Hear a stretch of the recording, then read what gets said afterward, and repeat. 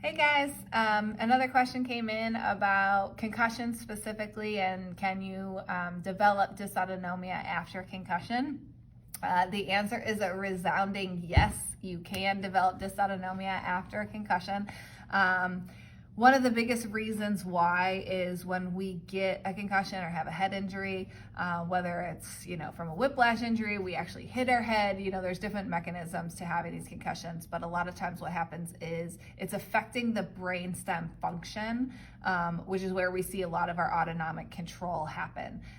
We also see cortical dysfunction that plays a role in head injuries and also in autonomic dysfunction, but for the purposes of this question, a lot of times the brainstem in a concussion or any head injury is really where we see a lot of the dysfunction because of how the big brain sits on the brainstem, and when you get that rattled around, it actually moves and twists that brainstem, which controls a lot of the autonomics.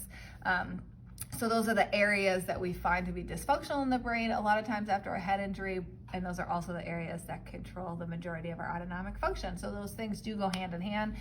It's something that we do see very often.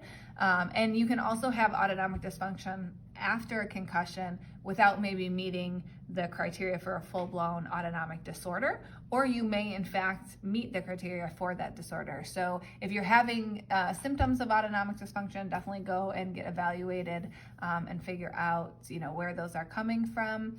But yes, it is possible that you've developed autonomic dysfunction or dysautonomia after a head injury.